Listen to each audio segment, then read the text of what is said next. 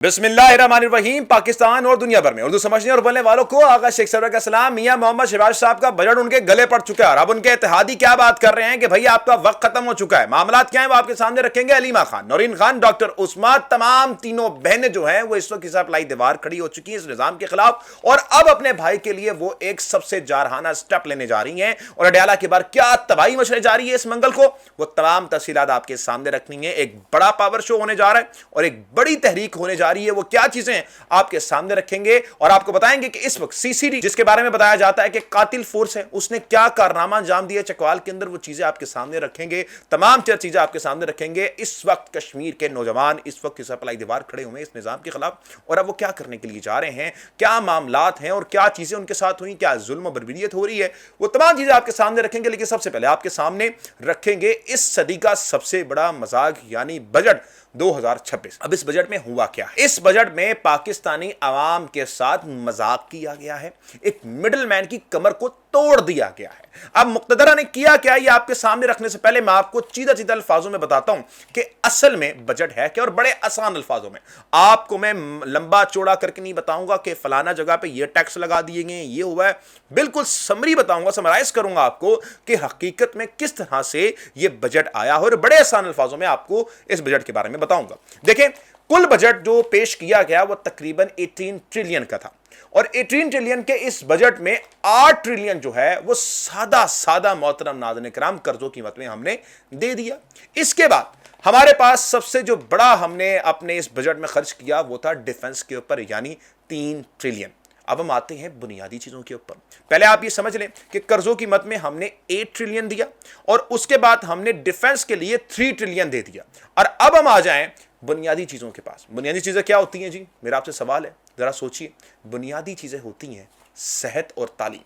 इससे बुनियादी तो कुछ नहीं होता एक कौम के लिए, एक मुआशरे के लिए। लेकिन मैं आपको बजट में कितनी चीजें लगाई गई हैं और कितना बजट दिया गया, इससे पहले मैं आपको तरक्की याफ्ता मुल्कों में किस तरह से अपना बजट पेश किया जाता है, किस तरह से एजुकेशन के ऊपर स्पेंडिंग होती है पैसों की, वो जरा आपके सामने रखता हूं। फिर मैं आपको अपने मुल्क का बताऊंगा। सबसे पहले मैं आपको बताता हूं अपने पड़ोसी मुल्क हिंदुस्तान का। हिंदुस्तान जो अपनी एजुकेशन के ऊपर स्पेंड करता है, यानी कि पर कैपिटल एजुकेशन के ऊपर जो स्पेंड करता है वो तकरीबन $114 है और चाइना सबसे ज्यादा दुनिया में एजुकेशन के ऊपर खर्च करने वाला मुल्क है, यानी तकरीबन $425। तरक्की याफ्ता मुल्क हैं, एजुकेशन को आप देखें कि वो प्रायोरिटी देते हैं। उसके बाद भूटान है, वो तकरीबन $251 जो है पर कैपिटल वो खर्च करता है अपने मुल्क के अंदर। और फिर उसके बाद नेपाल है। नेपाल जो है मोहतरम नाज़रीन किराम तकरीबन $55 खर्च करता है। छोटे मुल्क हैं। बांग्लादेश हमारा ही हिस्सा था, हमसे जुदा हो गया और हमने डिफेंस फोर्सेस को 16% अगर बजट दे रहे हैं, यानी कि 3 ट्रिलियन दिया है, तो इसलिए दिया है कि ताकि जो बांग्लादेश है वो हमारा हिस्सा बन जाए। उसके बाद जो बांग्लादेश है मोहतरम नाज़रीन किराम, वो तकरीबन $56 जो है वो स्पेंड करता है अपनी सिर्फ और सिर्फ एजुकेशन के ऊपर। ये मैं आपको पर कैपिटल बता रहा हूँ। और साथ ही साथ श्रीलंका जो है वो मोहतरम नाज़रीन किराम $78 पर कैपिटल अपनी एजुकेशन के ऊपर स्पेंड करता है। अब मैं आपको लेके चलता हूं पाकिस्तान की तरफ कि हमारा प्यारा मुल्क, हमारा सोना मुल्क अपने मुल्क की एजुकेशन के ऊपर कितना खर्च करता होगा। तो मोहतरम नाज़रीन किराम, हमारा मुल्क पर कैपिटल $25 जो है वो एजुकेशन के ऊपर खर्च करता है। जी हाँ, यानी कि अगर मैं आपको मुख्तसर अल्फाजों में समझाऊं तो कर्जों की मद में पाकिस्तान ने इस बजट में 44% दिया, डिफेंस में 16% दिया और एजुकेशन में मोहतरम नाज़रीन किराम 0.26% दिया। हालात देख सकते हैं आप कि इस वक्त हमारे मुल्क की प्रायोरिटीज क्या हैं। और आपको जरा ना मैं आपको पंजाब के मिनिस्टर से भी मिलवाता हूं ताकि आपको पता लगे कि हम पे मुसल्लत शुदा लोगों का मेंटल लेवल और उनकी औकात क्या है। ये आप जरा देखिएगा, ये मोहतरम हमारे पंजाब के मिनिस्टर हैं और ये क्या कर रहे हैं जरा आप देखिए।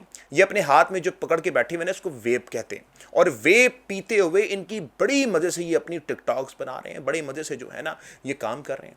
तो मोहतरम नाज़रीन किराम, जब ऐसे लोग आपके बच्चों की तालीम का फैसला करेंगे कि आपके बच्चे किस तरह पढ़ेंगे, किस तरह काम करेंगे और एजुकेशन किस तरह चलेगी, तो आप सोच सकते हैं कि आपकी एजुकेशन का हाल क्या होगा। जो खुद मिनिस्टर जो है वो वेप पीता हुआ टिकटॉक्स बना रहा है, तो जब उसको लोग देखेंगे कि यार हमारा एजुकेशन मिनिस्टर ये कर रहा है, तो फिर बच्चे भी सारे वो वही करेंगे। तो ये इस वक्त कल्चर खुद एजुकेशन मिनिस्टर फैला रहे हैं। अब आते हैं हम हेल्थ के ऊपर और हेल्थ जो होती है बुनियादी चीज होती है, किसी भी मुल्क के ऊपर बुनियादी चीज होती है, तो हेल्थ के ऊपर यकीनन तौर पर हमने ज्यादा खर्च किया होगा, है ना? आपको भी ये लग रहा होगा।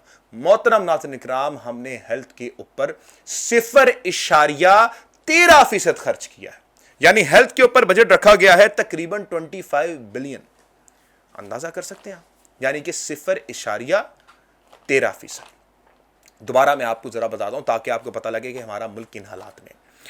कर्जों की मत में 44% हम दे रहे हैं, डिफेंस में 16% दे रहे हैं, एजुकेशन में हम 0.26% दे रहे हैं, और हम हेल्थ के लिए 0.13% दे रहे हैं।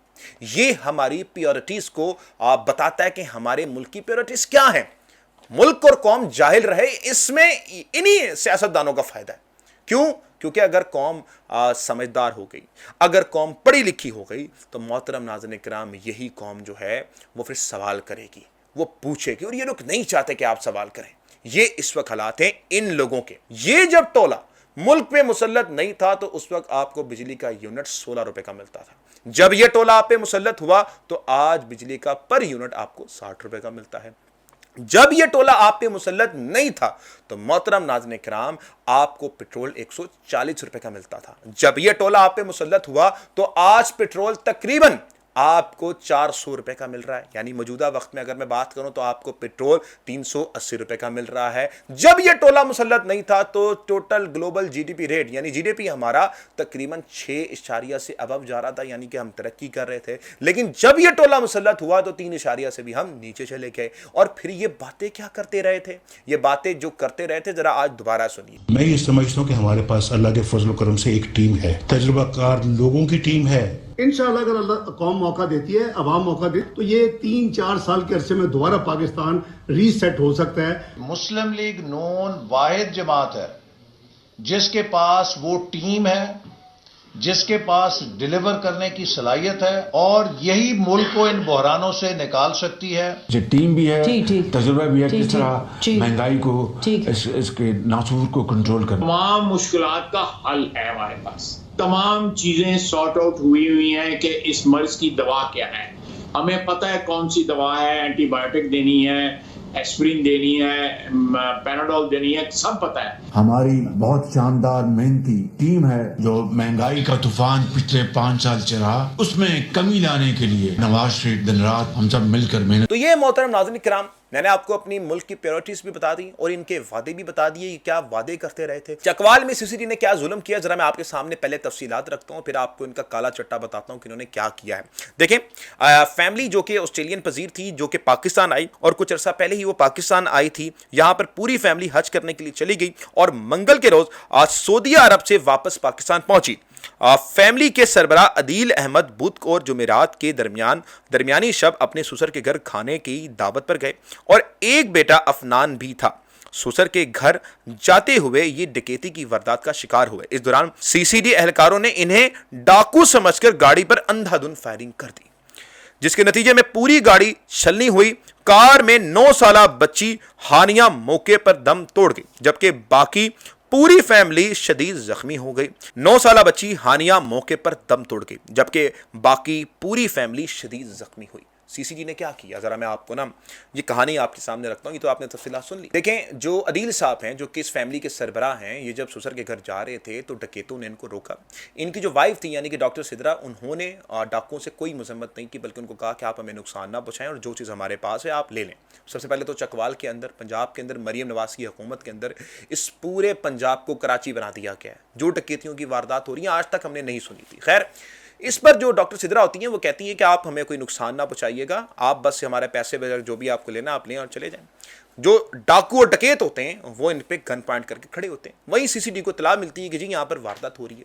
सीसीडी क्या करती है कि ना तो वो वेट करती है कि वो वारदात करके जाएं, आगे जाके हम इनको पकड़ लें, वो इन पे अंधाधुंध फायरिंग करना शुरू कर देती है। और फिर सितम ज़रीफ़ी देखे कि जब अदील साहब जो होते हैं वो जब उनको गोलियों की आवाज़ें सुनाई देती हैं और जो गाड़ियों पे गोलियां लग रही होती हैं, वो गाड़ी को आगे दौड़ाते हैं और आगे लेके जाते हैं ताकि वो इस जो मौके से उससे आगे जाएं।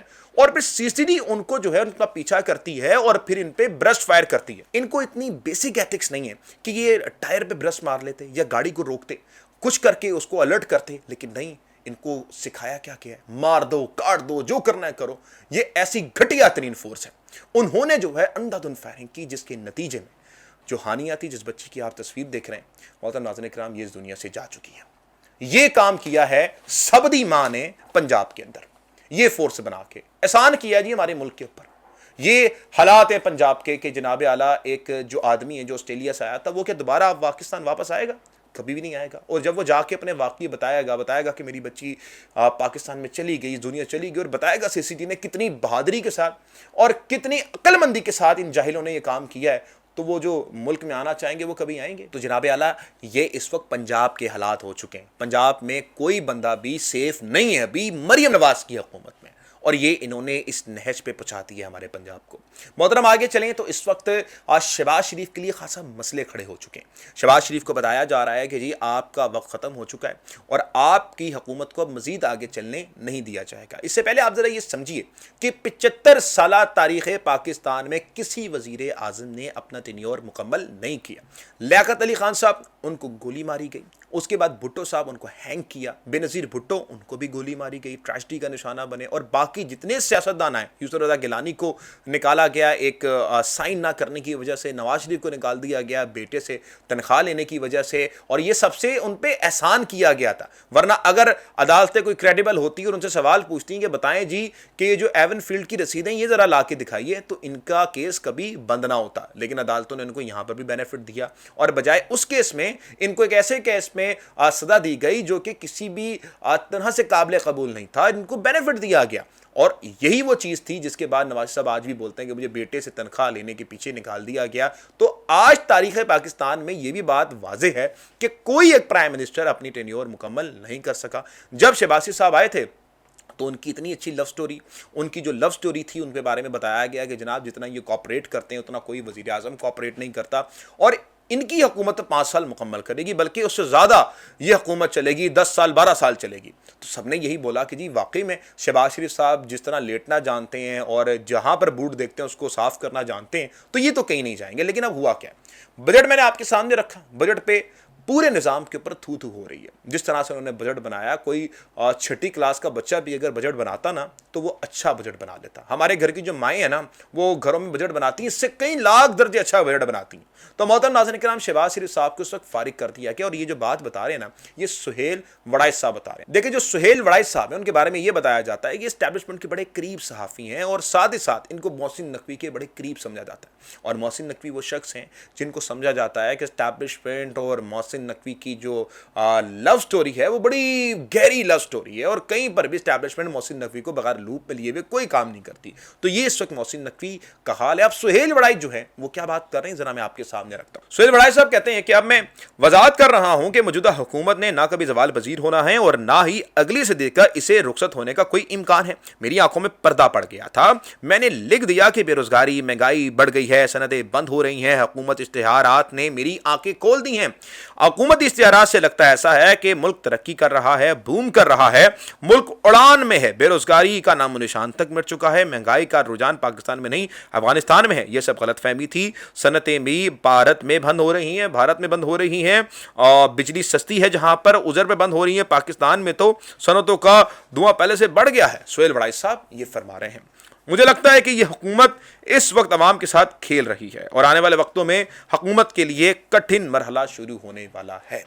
अब ये कौन फरमा रहे हैं जनाब आला? सुहेल वड़ाइच साहब। और सुहेल वड़ाइच ये कह रहे हैं कि जी अब हुकूमत जो है वो एक मुश्किल दौर में जा चुकी है। मुश्किल दौर में जब हुकूमतें गई हैं तो आपको पता है कि क्या हुआ। कभी शहबाज शरीफ साहब को बेटे से तनख्वाह ना लेने पर निकाल दिया गया है, कभी कुछ तो कभी कुछ हुआ है, नैब के रेफरेंसेस हुए हैं। और ये जो सीसीडी वाला वाकया मैंने आपको बताया ना, तो ये इतना ख़तरनाक है, इतना कठिन है कि जब भी हुकूमत के ख़िलाफ़ कुछ चीज़ें बनानी हुई ना तो सीसीडी काफ़ी होगी। इतने केसेस हैं एस्टैब्लिशमेंट के पास इन लोगों के लिए। तो ये लोग पूरी तरह से घिर चुके हैं। इन्होंने जो बेवकूफ़ियाँ की हैं अब ये पीछे नहीं हट सकते। तो मामलात क्या हैं ये आपने देखने, ये चीज़ें जो हैं अब आपके सामने खुल के नज़र आना शुरू हो जाएंगी। और बताया ये जा रहा है कि जी शहबाज शरीफ साहब को इस वक्त एक बड़ी ही जगह से ये कहा गया है कि आपकी हुकूमत जो है वो अब ज़्यादा देर तक नहीं चल सकती। या तो कौमी हुकूमत की तरफ जाया जाएगा या तो कोई दूसरी चीज़ की जाएगी। अब अलीमा खान, नूरीन खान और डॉक्टर उस्मान ने क्या बातें की। अलीमा खान लिखती हैं कि पाकिस्तान तहरीक इंसाफ की क़यादत ने कायदे हज़्ब इख्तिलाफ महमूद खान अचेज़ई से दरख्वास्त की है कि अगर अडयाला जेल के बाहर इज्तिमा के लिए वक्त की कोई हद मुकर्रर हो तो वो 10,000 अफराद को मुतहर्रिक कर सकते हैं। हम इस तजवीज़ का खैर मकदम करते हैं और इनकी दरख्वास्त कबूल करते हैं। मंगल 16 जून को हम दोपहर 3 बजे से 7 बजे तक अडयाला जेल के बाहर जमा होंगे। अडयाला जेल के बाहर 10,000 अफराद का एक मजबूत इज्तिमा इमरान खान की तवील तन्हाई को ख़त्म और इनकी आंख के मसले को मुनासिब मुआयने और इलाज के लिए ज़रूर दबाव पैदा कर सकता है। मुतालबा है कि इनका मुआयना और इलाज इस्लामाबाद के शिफा इंटरनेशनल हॉस्पिटल में इनके अहले खाना और ज़ाती मुअल्लिजीन की मौजूदगी में कराया जाए। अब वो ये फरमा रहे हैं कि हस्ब इख्तिलाफ महमूद खान अचेज़ई साहब ने यह कहा है कि जी आपके साथ हम खड़े होंगे और इस मंगल को हम लोग 10,000 का एक हदफ बनवाएंगे ताकि हम हुकूमत और इस्टेब्लिशमेंट में प्रेशर डाल सकें। लेकिन अब जो तीनों बहनें हैं उन्होंने वाजे कर दिया कि अगर तो आप हमारे भाई के लिए नहीं खड़े हो सकते तो फिर हम लोग अब आपके खिलाफ खड़े होंगे। अलीमा खान, नौरीन खान, डॉक्टर उस्मान, उन्होंने तीनों ने यही सेम ट्वीट किया और बताया कि इस मंगल को हम लोग 10,000 बंदों के साथ अडयाला में जाएंगे और हम लोग वहां पे जाकर बैठ जाएंगे और तब तक नहीं उठेंगे जब तक इमरान अहमद खान न्यासी को शिफा इंटरनेशनल शिफ्ट नहीं कर दिया जाता। देखिए अलीमा खान जो है इस वक्त काफी नाला है। उन्होंने इससे पहले एक और ट्वीट किया था जिसमें उन्होंने ये बात की थी कि देखें ये जो जून का महीना है ये आखिरी महीना है सिर्फ पाकिस्तान की क़यादत के बाद। अगर इस जून में आप कुछ नहीं कर पाए तो फिर आपके पास कोई दूसरा रास्ता नहीं रहेगा। तो ये जून का महीना खासा मुख्तलिफ होने जा रहा है बाकी महीनों से और ये मुख्तलिफ इस तरह से होगा कि इसमें आपको इंतहाई अहम डेवलपमेंट देखने को मिलेंगे। सुहेल अफरीदी के बारे में बताया जा रहा है कि जनाब आला इमरान खान से उनकी मुलाकात होनी थी और मुलाकात में कुछ बातें तय भी पाई जानी थी लेकिन मुलाकात नहीं हो सकी। अब इस पूरे मामले पर साहिल जफर साहब हैं, ये क्या बात कर रहे हैं, जरा मैं इनकी स्टेटमेंट आपके सामने रखता हूं। इमरान खान ने वजीर आला सुहेल अफरीदी से मुलाकात से इनकार कर दिया है। वफाकी दारुल हुकूमत के इंतजामिया के पैगाम पर इमरान खान की राय दरियाफ्त की गई ताकि सुहेल अफरीदी से इसकी मुलाकात के इम्कान का जायजा लिया जा सके। इमरान खान को इत्तला मिली कि गंडापुर की तरह सुहेल अफरीदी की सासबास हो गई है और इसके लिए कुछ नहीं कर सका। अब वो ये फरमा रहे हैं कि जी इमरान खान साहब जो हैं वो सुहेल अफरीदी साहब से मिलना नहीं चाहते क्योंकि जी एस्टैब्लिशमेंट से उनकी बातचीत हो गई थी गंडापुर की तरह और इमरान खान ने मना कर दी। सुहेल अफरीदी के इसी मामले के ऊपर जो सहाफ़ी हम्माद हसन साहब हैं, मैं इन पे ज़्यादा एतमाद करता हूं जो इन्होंने बात की है और ये बड़े क्रेडिबल जर्नलिस्ट हैं। ये बात ये करते हैं कि खबर यह है कि सुहेल अफरीदी को इक़्तिसादी राब्ता कमेटी के इजलास में आने और वफाक को पैसे देने पर रजामंद से इमरान खान से मुलाकात को मशरूत कर दिया गया था, लेकिन बाद में सुहेल अफरीदी से वादा खिलाफी की गई। मुलाकात से पख्तूनख्वा बुरहान टल जाता। इमरान खान की मुलाकात से इनकार में कोई हकीकत नहीं है। वो ये बात कर रहे हैं कि इमरान खान ने जो मुलाकात का इनकार किया था इस पर कोई सदाकत नहीं है। आया ये बात दुरुस्त है कि सुहेल अफरीदी से ये वादा किया गया था कि आपकी इमरान खान से मुलाकात करवाएंगे और हो सकता था मुलाकात होनी भी थी लेकिन फिर से सुहेल अफरीदी से वादा खिलाफी की गई। देखिए अब दोनों ही सिनेरियो में ना सुहेल अफरीदी से बार बार वादा खिलाफी की गई है, ये सब हम जानते हैं। अब जो सुहेल अफरीदी साहब के बारे में है कि उनके लिए मुश्किलात का दरवाजा खुल चुका है और अब उनके ऊपर चैलेंज है कि वो किस तरह से इसको फेस करते हैं और किस तरह से आगे लेके चलते हैं। नाज़रीन किराम आगे चलें तो कश्मीर के अंदर से जो दावे आ रहे हैं वो इंतहाई खतरनाक हैं, इंतहाई शर्मनाक। रावला कोट में अवाम इस वक्त मौजूद है और इस वक्त वो सीसा पलाई दीवार बनी हुई है, ना वो पीछे हट रही है, उनके लोगों को मार रहे हैं, जो कर रहे हैं वो लोग खड़े में, वो लोग नहीं हट रहे। और आज 6 से 7 दिन हो चुके हैं उनके इस धरने को और वो कह रहे हैं कि रावला कोट से हम दीर कोट जाएंगे और दीर कोट से कोहाला, कोहारा से मुजफ्फराबाद, और सारे लोग इस वक्त रावला कोट में मौजूद है। लेकिन रावला कोट में इस वक्त जो है बर्बरियत क्या की गई है। उमर नज़ीर कश्मीरी हैं, उनकी बेकरी के अंदर फोर्सेस घुसती हैं और उनकी बेकरी को तबाह कर देती हैं, उनकी चीज़ों को तोड़ा जाता है, उनके कैश को उठा लिया जाता है और चले जाते हैं। ये तबाही मचाई जाती है जनाब आला कहां पर, उमर नज़ीर की बेकरी के ऊपर। आप मुझे एक बात बताएं, इससे क्या फ़ायदा होगा? मतलब उमर नज़ीर की नुकसान करने से या उसका कोई नुकसान करने से आपको कोई फ़ायदा अगर हो सकता है तो ज़रूर कीजिए। मतलब वो लोग तो बैठे हुए कश्तियाँ जला के आए हुए, वो कह रहे हैं कि भाई ये सीटें ख़त्म करें, ये नाजायज़ हैं, या आप इस पर अपनी सियासत खेलते हैं, हमें नहीं चाहिए सीटें। लेकिन आप क्या कर रहे हैं, आप उनको बार बार टॉर्चर कर रहे हैं। तो भाई आप एक बात याद रखिएगा कि जो बीच आप बो रहे हैं ना, ये बड़ा ख़तरनाक बीच है। आप ये नहीं कर सकते कि किसी को भी खड़ा कर दें कि ये इंडियन एजेंट है, ये गद्दार है। जो हकूक मांग रहे हैं उनके जायज़ मुतालबात, उनको समझिए, उनको आप आज देखिए कि क्या हो रहा है। देखिए इमरान खान के साथ जो ये ज्यादती कर रहे हैं, इमरान खान के साथ जितनी उन्होंने ज्यादती की है, अब दुनिया चीख उठी है। कैनेडियन पार्लियामेंट में इमरान खान के लिए रेजोल्यूशन पेश की गई है और बोला गया है कि इमरान खान के साथ जो जुल्म हो रहे हैं, उनको आइसोलेशन में रखा गया है, वो इंतहाई गलत है। आप कैनेडियन पार्लियामेंट को सुने और आप देखिए कि पाकिस्तान के बारे में इस वक्त किस तरह की चीजें अल्फाजात बोले जा रहे हैं। Today to present e-petition 7326 in the House of Commons. This petition has been signed by over 1,800 Canadians who are concerned about human rights abroad, particularly the case of former Pakistani Prime Minister Imran Khan. For more than 3 years, Imran Khan has been left to languish in prison in what the United Nations Working Committee on Human Rights has described as an arbitrary detention and a violation of the Universal Declaration of Human Rights. Petitioners are asking for the Government of Canada to publicly call for the immediate release of Imran Khan as well as all political prisoners in Pakistan. तो आपने सुना, इस वक्त दुनिया जो है वो इमरान खान के लिए बोल रही है कि उनके साथ ज्यादती हो रही है, जुल्म हो रहा है। और इमरान खान के अपने लोग जो पार्लियामेंट में आए, जो इमरान खान के वोट लेकर आए, वो आज खामोश हैं। देखना यही है कि अडयाला में जब ये शो लगता है तो उस वक्त किस तरह से ये मैनेज करते हैं और किस तरह से इमरान खान की आइसोलेशन ख़त्म करते हैं। तीनों बहनें इस वक्त डट चुकी हैं। उन्होंने कहा है कि हम लोग अब जून के अंदर जो है हम तहरीक का आप ऐलान करें और हम इसका साथ देंगे और निकलेंगे, क्योंकि हमें अपने भाई की जान ज़्यादा अजीज़ है। याद रखिएगा, ये वही इमरान खान है जिसने आप लोगों पर टैक्सेस ख़त्म किए, आप पनाह गाहें बनाई, लंगर खाने बनाए और आज सब कुछ इसके जो है वो प्रोजेक्ट अमलिया में ऐड कर दिए गए, लेकिन ये फिर भी आप लोगों के लिए जेल में बैठा हुआ है। तो देखना यही है कि क्या इसके लोग इसके आइसोलेशन ख़त्म कर पाएंगे या नहीं। इजाज़त दीजिएगा, मिलते हैं अगली वीडियो में। पाकिस्तान जिंदाबाद।